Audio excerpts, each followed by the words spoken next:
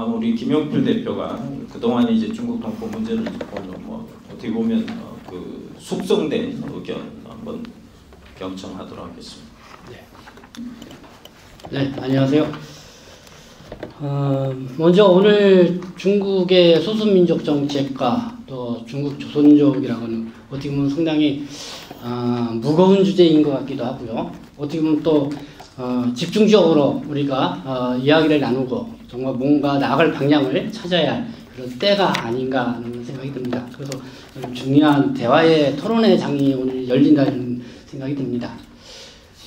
지금 저 강강문 교수님의 말을 들으니까 정말 짧은 20년, 조금 길게 보면 50년이면 소멸위기에 있는 조선족 사회, 그리고 또 우리 순수 한국인들도 100년 후면은 소멸되는 그런 절대 위기 속에 정말 이런 토론을 만든다는 게 참 우리가 앞날을 멀리 내다보지 못하고 정말 눈앞에 보여 있는 것 같고 아웅다웅 싸우고만 있는 게 아닌가 하는 그런 생각이 듭니다.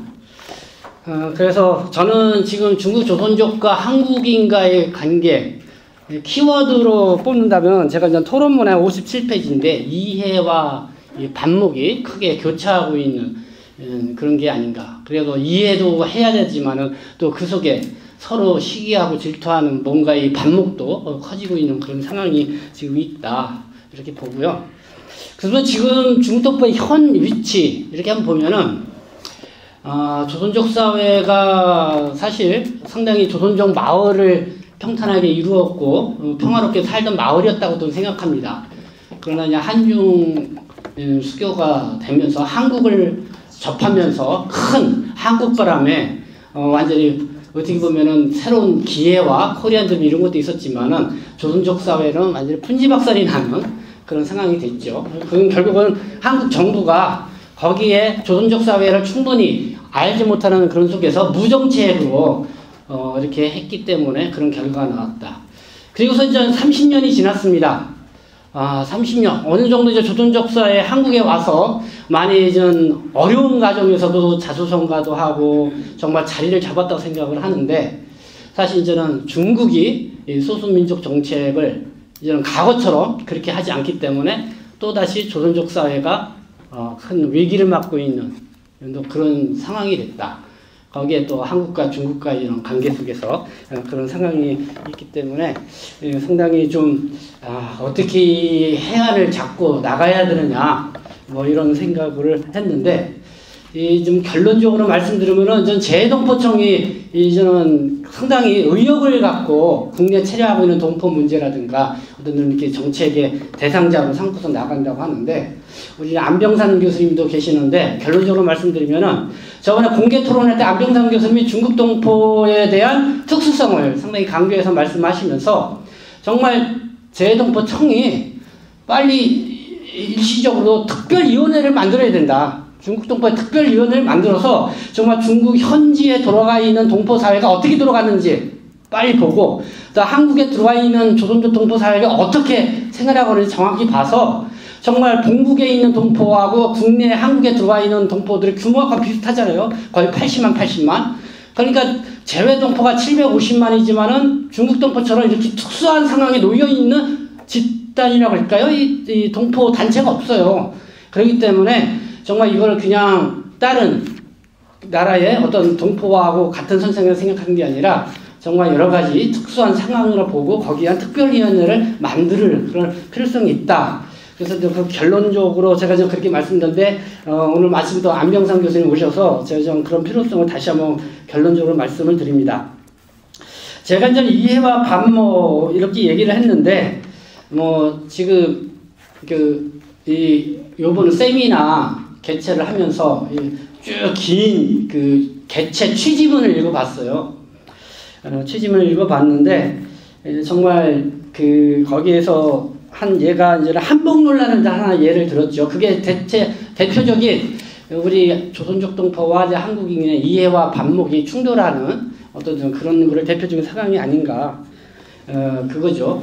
그렇기 때문에 앞으로 이제는 그 한국하고 중국하고의 여러 가지 역사적인 문제라든가 문화적인 문제라든가 이런 걸로 인해서 좀 그런 부분들이 늘어나고 그 사이에 이제 조선족들이 사이에 깨가지고 정말 가만히 앉아 있는데 짱돌을 맞을 수밖에 없는 그런 상황에 점점 처하고 있는 상황이다. 그렇기 때문에 우리가 이 조선족 사회와 한국 사회가 어떻게 서로 정말 이해를 하고 그다음에 점점 커지고 있는 서로의 이 반정서 이거를 좁혀나가고 그렇게 나가는 것이 우리가 상당히 이런 고민을 해서 그런 방안을 좀 찾아야 된다 이런 생각이 들고요. 그리고 일단은 김정영 소장님이 이제 오늘 주제 발표를 했는데 이 부분은 좀 정확하게 짚고 넘어갈 필요가 있겠다고 해서 이렇게 오늘 발표 시간에는 그 구체적으로 얘기를 안 했는데 발표 논문을 보면은 이 조선족 호칭이 최초로 등장한 게 1928년 6월이라고 하면서 그때 이제 중국 공산당이 이 조선족은 중국 경내 소수민족의 하나이다. 그렇게 하면서 중국 공산당 1928년부터 조선인은 소수민족의 하나이다 이렇게 주장을 해왔다는 이런 주장이 있어요. 그래서 제가 여기 박승지 박사님이 이제는 올해죠 조선족 그들은 누구인가라는 그 책을 내서 그 참고 자료로 제가 같이 게재를 했습니다. 그래서 제가 그냥 이 문제는 왜 그러냐면은 조선족의 호칭이 1928년도에 중국 공산당이 거의 성립되자마자 중국 거기에 있는 조선인을 소수민족의 하나로 이렇게 바라봤다 하는 문제는 조금 저도 좀 충격적인 내용이기도 하고 그러면은 그 당시에 공산당 계열에서 이 독립운동을 했던 사람들이 과연 누구를 위해서 독립운동을 한 거냐라는 거 그런 좀 생각이 좀 들었어요. 그래서 그 부분은 우리가 한번 좀 제가 오늘은 아니지만 여기에 토론문에 제가 좀 그 문을 작성을 한 거 있으면 그걸 참고해서 보셨으면 좋겠고 그리고 이제 국정 문제가 김정영 소장이 얘기를 했죠. 그러니까 윤동주나 홍범도는 한국인이고 뭐 일반 이런 그냥 조선주가 한국인이 아니냐. 정말 이 문제는 선택적인 국정 문제인데 결국은 한중 수교가 이루어졌을 때 우리 정부가 사실 조선족에 대해서 국정 문제를 어떻게 할 것이냐를 좀 심도 있게 토론해야 되는데 그때는 수교하는 거에만 좀 급하다가 이 문제를 어영부영 넘어간 것 같아요. 그러다 보니까 아마 이 조선족하고 우리 이제는 한국인하고의 이 문제 때문에 해결되지 못한 것 때문에 계속 그냥 갈등이 생기고 이게 결국은 역사 문제 그리고 또 문화 충돌 그리고 좀 중국에서 바라볼 때 일제시대 때 항일을 운동했던 모든 인사들은 뭐 중국의 뭐 중국 국적자, 뭐 중국 조선족 뭐 이런 식으로 좀 표기해서 자꾸 한국인들하고 이제는 감정 충돌이 일어나는 그런 상황이 되고 있지 않냐.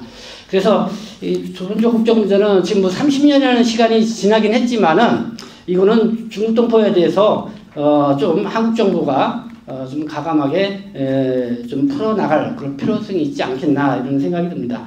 그래서 실제로 한국에서도 F4체를 자격으로 있으면서 정말 10년, 20년 이렇게 생활했던 분들, 여기서 한국 국적의 손자녀들을 키우고 있던 사람들도 이제는 중국에 들어가지 못하고 한국에서 살 수밖에 없대요. 근데 기와 벽이 너무 높다 보니까 정말 이들이 노년을 어떻게 살아야 될지 막막한 거예요. 그렇기 때문에 이런 측면에서 우리가 국정 문제를 한번 심도 있게 생각을 해볼 필요가 있겠다 이런 생각이 들었고 그리고는 뭐 김정은 소장님도 그런 얘기를 하지만은 우리 동포분들도 이런 얘기를 많이 해요. 이 중국 공산당과의 관계를 원활하게 또 성공적으로 맺은 덕분에 이 중국에서 대우받으면서 가장 우수한 민족으로 거듭나게 되었다. 그러나 한국에 와서는 차별당하고 저평가되고 제대로 인정받지 못하고 있다. 많은 이제 동포들한테 이렇게 얘기를 듣는데 왜 그런지 좀 우리가 이렇게 생각을 해야 된다 이렇게 생각이 들면서 어쨌든 이제는 한중수교는 30년이라는 시간이 지났으니까 그전에는 한국 정부가 몰랐기 때문에 또 한국 사회가 잘 몰랐기 때문에 조선족 동포에 대해서 홀대하고 뭐 했다 뭐 이렇게 또 생각이 서로 이해해주는 측면도 있어야 되고 그 다음에 이제는 중국 동포들도 이제는 어느 정도 30년 지났기 때문에 이제는 스스로 뭔가 할 수 있고 정말 권익신장을 위해서 노력할 수 있는 충분한 그런 시대가 됐다. 여기 뭐 중앙에 우리 단체님, 뭐 회장님도 오셨지만은 정말 충분한 그런 여력을 갖고 있기 때문에 이제는 한국에 있는 조선족 동포 스스로도 정말 우리의 제대로 평가를 받을 수 있도록 그런 걸 보여주기도 하고 뭐 그렇게 서로 노력하는 그런 시점에 있지 않나 이렇게 생각이 듭니다.